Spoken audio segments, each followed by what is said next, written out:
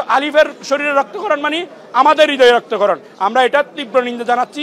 আশা করি প্রশাসন অতি সত্বর এই মামলাগুলোর চার্জশিট দিয়ে দ্রুত বিচার ট্রাইব্যুনালে প্রেরণ করে সঠিক আসামিদেরকে চিহ্নিত করে মামলার নিষ্পত্তি দ্রুত শেষ করে আলিফ হত্যাকাণ্ডের সাথে যারা জড়িত এবং যারা আদালত প্রাঙ্গণ ভাঙচুর করেছে, 126 বছরের ইতিহাস ভঙ্গ করে আদালতের আইনজীবীদের সম্প্রীতি নষ্ট করেছে, তাদেরকে বিচারের আওতায় এনে পানিশমেন্ট দিবে, এই আমাদের কামনা। বাকি 32 থেকে 73 জন হচ্ছে আইনজীবী, যারা সনাতনী ইস্কনের দোসর, ইস্কনের সন্ত্রাসী, যারা আলিফ হত্যাকাণ্ডের সাথে প্রত্যক্ষ এবং পরোক্ষভাবে জড়িত ছিল, যারা উস্কানি দিয়ে এই হত্যাকাণ্ডে সংগঠিত করেছে, তারা এই আজকের যে আসামিরা সারেন্ডার করেছেন, এই আসামিরা আজকে এজাহার নামী আসামি।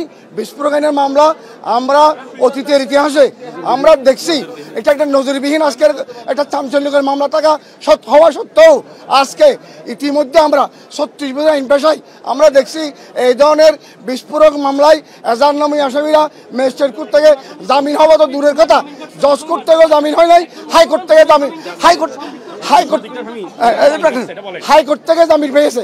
কিন্তু আজকে কোন অদৃশ্য কারণে আমরা যেহেতু বিস্ফোরক আইনের মামলা, এই মামলায় একটা বিশেষ ক্ষমতার মামলা হওয়া সত্ত্বেও বিজ্ঞ আদালত আমাদের বক্তব্য শোনার পর কি কারণে উনি আজকের সিএস পর্যন্ত 63 জন আসামিকে জামিন মঞ্জুর করেছেন।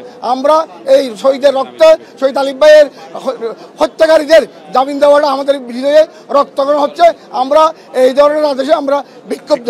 এবং আরেকটা মামলায় 43-11 আরেকজন এজাহার নামী আসামি, ওর যা পুলিশের মামলা, যে মামলাটা পুলিশ দায়ী করেছেন, পুলিশ এই আসামির বিরুদ্ধে সুনির্দিষ্ট এবং প্রমাণ পাওয়ার কারণে ওকে এজাহারের নাম দিয়েছে। এই মামলায় 11 নম্বর আসামি, ওই মামলায়ও 43-11-2024 এই মামলায় আসামি 20 তারিখ শুনে ওই আসামিকে জামিন দিয়েছেন।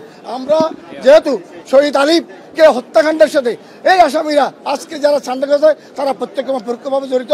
আমরা চাই অচিরেই যে সমস্ত মামলাগুলি পুলিশ এবং আলিফের ভাই বাদী হয়ে এবং আলিফের ফিতাবাদী যে মামলাগুলি জারি করেছে, সবগুলি মামলাতে যারা সুনির্দিষ্ট বুঝে সব আসামিদেরকে অনতি বিলম্বে গ্রেপ্তার করে সার্চের দিয়ে হত্যা মামলায় 200 ট্রাইব্যুনালে বিচার নিষ্পত্তি করার জন্য আমরা আজকে আপনাদের মাধ্যমে সারা বাংলাদেশের প্রশাসন সকলের প্রতি জোর দাবি জানাচ্ছি। ইতিমধ্যে আমরা দেখতে পাচ্ছি হত্যা মামলায় মাত্র 11 জন আসামি গ্রেপ্তার করা হয়েছে, কিন্তু 31 জন আসামি ভিডিও ফুটেজ থেকে পুলিশ শনাক্ত করেছে।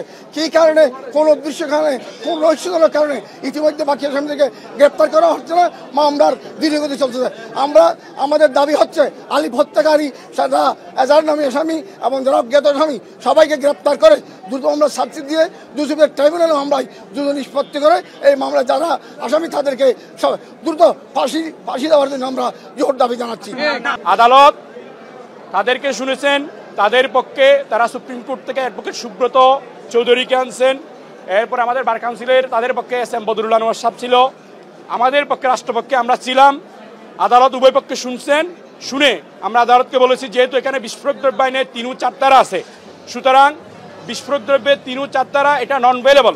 এবং আদালতকেও বলেছি, যে সকল আইনজীবী ইতিমধ্যে সারা বাংলাদেশে অপরাধ কর্মে জড়িত তাদেরকে হাজতে পাঠানো হয়েছে। আপনারা জানেন সুপ্রিম কোর্ট বারের সাবেক সভাপতি দুলাল ফকির কিন্তু বর্তমানে জেল হাজতে, এবং খুলনায় বারের সভাপতি সেক্রেটারি সহ 4 জন আইনজীবী যারা অর্থ আত্মসাৎ সহ বিভিন্ন অপরাধে জড়িত, তাদেরকে আইনজীবী নয় অপরাধী হিসেবে বিবেচনা করে তাদেরকে আদালত হাজতে পাঠাইছে, তারা হাজতে আছে। ঠিক তদ্রূপ ফ্যাসিজম সরকারের আমলে আমাদের সুপ্রিম কোর্টের সাবেক সেক্রেটারি রুহুল কুদ্দুস কাজল, এরপর আমাদের ব্যারিস্টার ওসমান বর্তমান ডিএজি, ওনাদেরকে হাজতে পাঠাইছে। সুতরাং এখানে আসামিকে আসামি হিসেবে বিবেচনা করা হয়েছে, আইনজীবী হিসেবে নয়।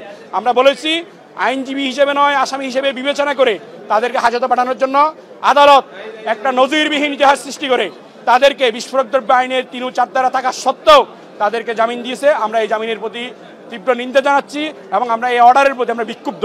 আমরা সাধারণ আইনজীবীগণ আমরা বিক্ষুব্ধ এবং সংক্ষুব্ধ, এবং আমরা আলিফের যারা সহকর্মী আছে এই আদালত প্রাঙ্গণে আদালত আলিফ বিচরণ করতো, আমরা সংক্ষুব্ধ হয়েছি এবং আমরা ব্যথিত হয়েছি। কারণ আলিফের শরীরে রক্তকরণ মানে আমাদের হৃদয়ে রক্তকরণ। আমরা এটা তীব্র নিন্দা জানাচ্ছি।